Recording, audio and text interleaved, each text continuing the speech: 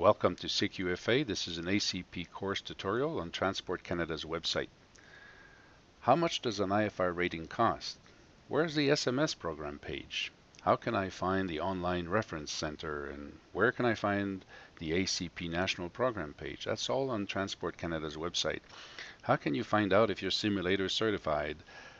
How can you locate an ACP or an authorized person? Where can you find the definition of shall and should, and how can you submit a CARES? So we always begin at tc.gc.ca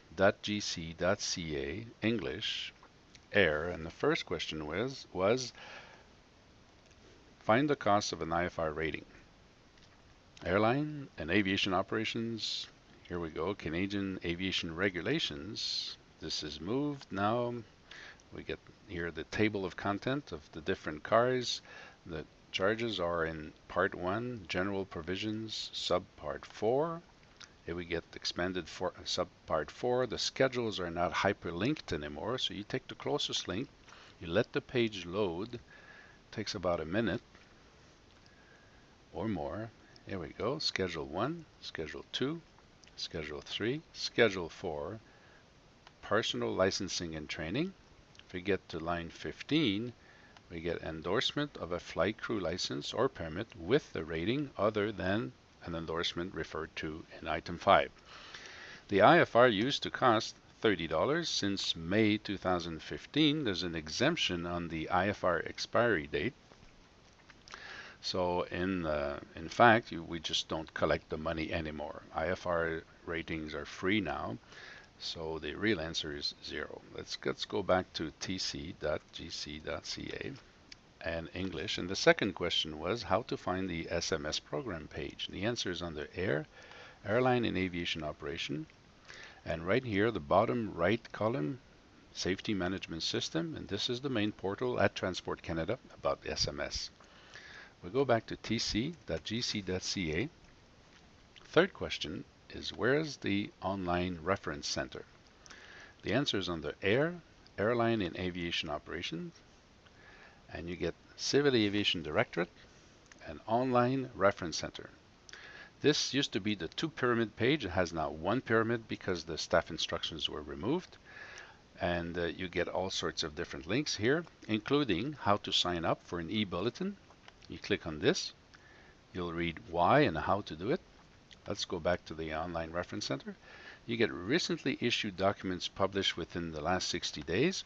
That's very, very handy, very quick to check how much was published since you last checked the database. And also a link towards all the publications and video you can download in different formats, whether they're manuals or posters or videos. This is where you would begin your search. So that's the Online Reference Center, and we'll go back to tc.gc.ca English, and the fourth question was where can I find the ACP National Program page? The answer is under Airline and Aviation Operations, right underneath Commercial and Business Aviation. In the center, lower center, programs, you get ACP and AQP programs. You click on that, you land on the main portal for those two. On the right side, you'll see the ACP AQP bulletins. This is where they all listed. The active ones, you can download them and see them online as well. You also have ACP course schedules, ACP manual. This is the right place to download all those recent manuals. So tc.gc.ca English. The fifth question was how can I find out if my simulator is certified? The answer is under Airline and Aviation Operation. You go to Civil Aviation Directorate, and then lower center, National Aircraft Certification, and you go back up here, Delegation Information System, DIS. You then leave the Transport Canada website per se. You get into an online app, a database generator, and you get different ways of searching, and this is the approved aircraft simulator and flight training device database.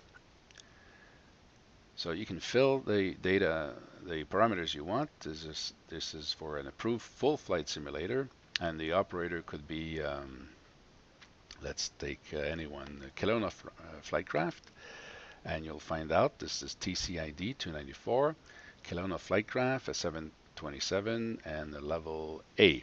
Now, if the simulator you're looking up is not certified for some reason, was snagged, grounded, lapsed, it will just not show as a result. So sometimes you think you're not able to search well, but the thing is this simulator will not show as grounded or lapsed or decertified. It will simply not show at all. So back to tc.gc.ca, English, and the sixth question was, where can I find an ACP or an authorized person? And the answer is under Airline and Aviation Operations, again, Civil Aviation Directorate, and again, National Aircraft Certification. You go back to Delegation Information System, DIS, which is moved, and now you get the Approved Check Pilot linked right here. You click on it, you fill the parameters you want. It takes a while to build here we go, first name, last name, search, and you'll find either yourself or an ACP. tc.gc.ca, English. Seventh question was, let's find the definitions of shall and should. So the answer is under Airline and Aviation Operation. You go to Canadian Aviation Regulations, and right on top here, under Canadian Aviation Regulations, you get general information on the cars, which is good reading. You can read all that, and you get 3 appendices, and the B is commonly used undefined terms, and this is where you'll find the minister's view on those words, including an example in the cars where you can apply this definition. All right, so tc.gc.ca, and the eighth question was, how can I submit a cars? So English, Airline and Aviation Operations, again, Civil Aviation Directorate, and right underneath here, Civil Aviation Issues Reporting System, CARES. This is the main portal. You can read what it does, how you submit it, and you have online forms here or downloadable forms in paper. So this completes the tutorial on Transport Canada's website as part of the CQFA ACP course. Thank you.